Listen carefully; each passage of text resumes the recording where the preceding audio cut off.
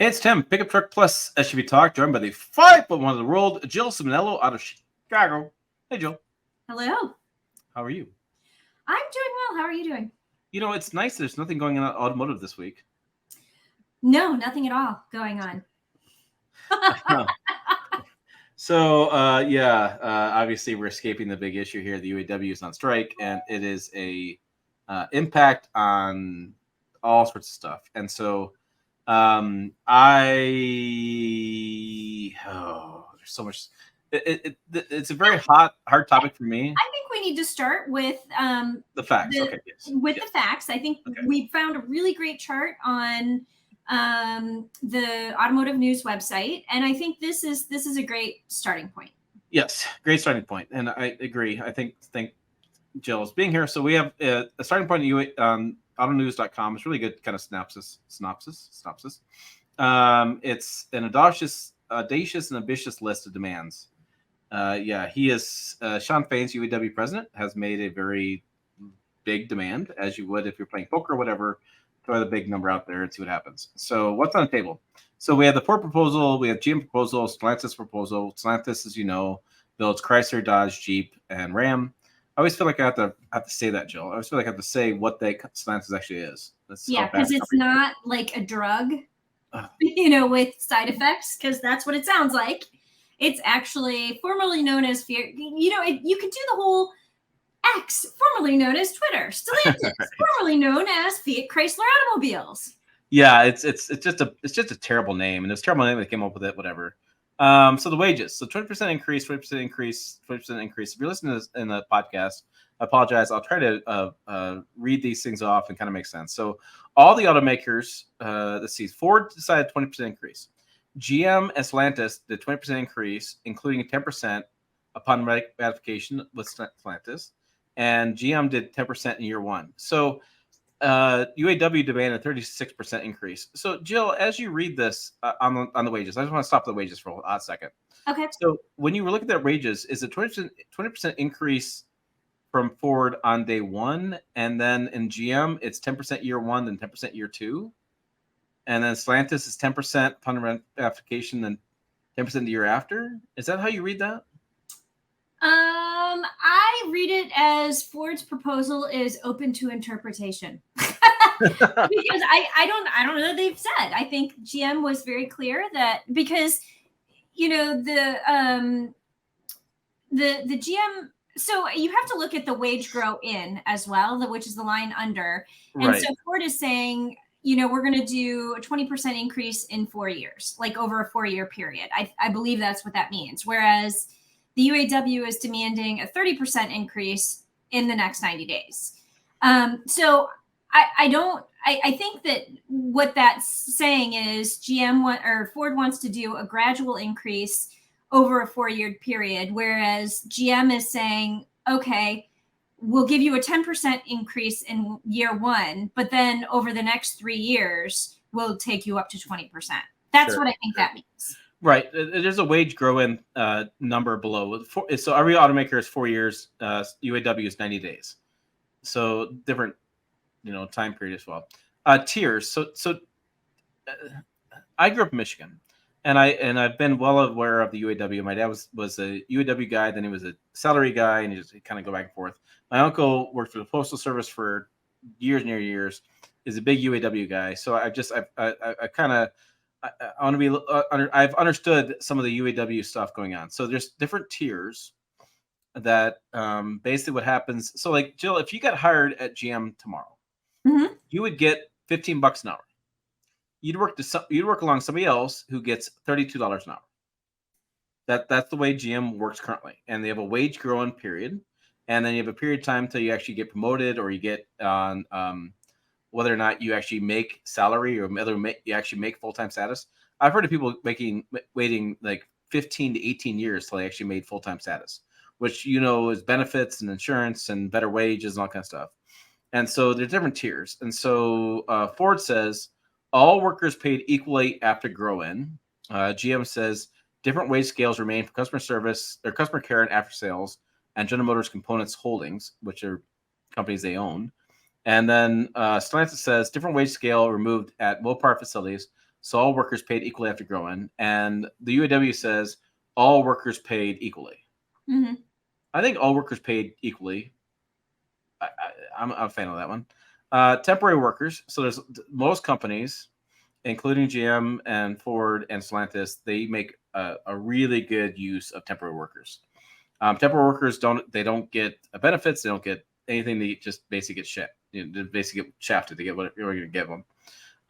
So Ford says $20 per hour starting wage. Current temps converted to full time after 90 days. GM says $20 an hour starting wage. That's it. Stellantis $20 per hour starting wage, and UAW says all temps converted to full time status immediately.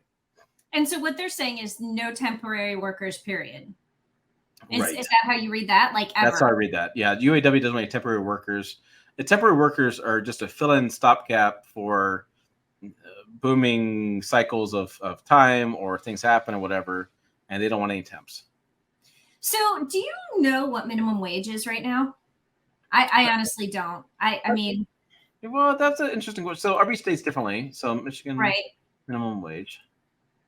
And so I right remember now, when I was working in high school, minimum wage was like $5 an hour. No, I made like $4.25. Michigan minimum wage increased to $10.10 per hour, and that's 85% rate for minors aged 16 to 17, increases to $8.59 per hour, and that was as January 1st, 2023. So you said 15? $10. $10. Okay, so essentially, this is double minimum wage. Mm-hmm. If you want to look at it like that. Sure. I mean, I don't know. I worked for a company and I made less than this recently. I probably am making less than this now. Because we're very dependent upon advertising rates and RPMs and things like that. I've made both more and less than this, but I'll tell you, there have been times in my life when like I look at, like I ride the bus and I ride the, the L in Chicago, and I look at what they're advertising wages for, and I don't know what it is right now, but I'm just like, CTA makes more than me. Yeah, I mean, I remember being in the Fort Wayne plant this last December when I bought the Silverado, and they have trouble getting people to work at the plant because they pay so low in Fort Wayne, and people want they can make more money at McDonald's or Dollar General, and it's pretty sad to think about these workers building these $60,000, $70,000, $80,000 half full-size trucks, and they're basically making minimum wage. I mean, it's just, I don't know. It's a really interesting conversation to have. But that's not minimum wage. $20 is twice the amount of minimum wage. Right, but we don't know what they're getting paid today.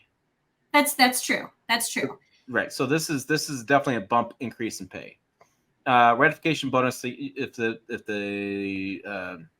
it gets ratified, they get a bonus for strike benefit, that kind of stuff. Because right now, the thing with the ratification bonus, people don't understand is right now the strikers, people on strike, who are being asked to take a strike, because right now only 10% of the entire UAW is on strike. They're doing a stand-up strike in different plants.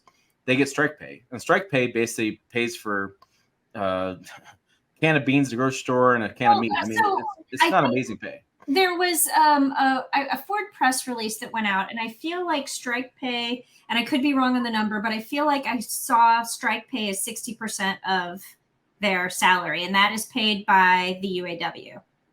Yeah. So they're not working. So they are still getting paid. They are still getting money, but it's like 60% of what their salary or their wages would be from the union. Right. And strike pay is from a strike fund the UAW has built up over the years, which is an interesting question. Like how long the UAW can be a strike if they don't have enough strike, if they run out of strike pay. I mean, what happens? I feel like they have millions of dollars. And they do. They can be on strike for a while. The problem that run into is Sean Fain has talked about a lot of times today about ramping up things, which means more plants go on strike, which means more employees pulling from the fund, which means more. I mean, more and more. There's a lot of questions there. So moving on. I'm sorry, I'm going to move on a little bit quickly here. COLA is cost of living adjustment. So cost of living formula triggered if customer price index reaches a certain level. That's from Ford. Union says it's projected to increase hourly pay by less than $1 in the next 4 years. I believe the middle one is GM. GM says COLA formula triggered if consumer price index reaches a certain level. The union says it's projected to pay out nothing in the next 4 years. interesting back and forth. Stellantis, lump sum payments or COLA formula triggered if consumer price index reaches a certain level. Union says projected to pay out nothing in the next 4 years. So the union says, hey, wait, we said pay increases to match inflation. So there's some interesting back and forth on that, on what's happening. Vacation time, 5 weeks for all senior employees, says Ford, adding Juneteenth. 2 weeks parental leave. That's really interesting. So 2 things. Juneteenth has been a really interesting conversation in the last couple of years. And then the parental leave, which is a little bit different. Usually maternal leave for the moms, but parental leave for the dads, which has been something in sports been coming up a little more. So is parental leave specifically for a man? Or is it, hey, my kid is sick, I need to take off, and that would be like considered parental leave, like sick time, but sick time for being a parent, like to take care of your kid. And coming from a house now where we caregive for my dad, I would want to know if that would cover like time off to care for a parent. So I just Googled it because great point. I remember, I guess I'm referring to parental as being a father, maternal being mother, and I'm wrong on that one. I know sports do this, Major League Baseball and NFL things. According to the Googles, Bamboo HR says, parental leave is the time parents and caregivers take off work to care for children or a new baby. Okay. But it should also, in my mind, include caregiving for a parent. I'm going to put that out there. Right, because you're going through that right now. Yeah. And it's difficult. GM says up to 5 weeks vacation, Juneteenth off, 2 weeks paid parental time. Stellantis says Juneteenth is a holiday. Period. But we don't know what their current we don't know what the level of vacation is. You're correct. The union says more time off and paid holidays. Okay. Layoff protection. So layoff protection. So GM says Ford says majority of pay for limited time. GM says majority of time pay for limited time. Stellantis says majority of pay for limited time.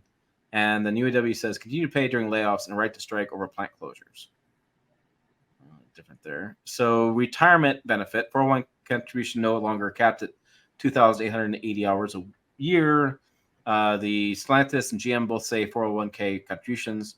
And then UAW wants to return to defined benefit pensions.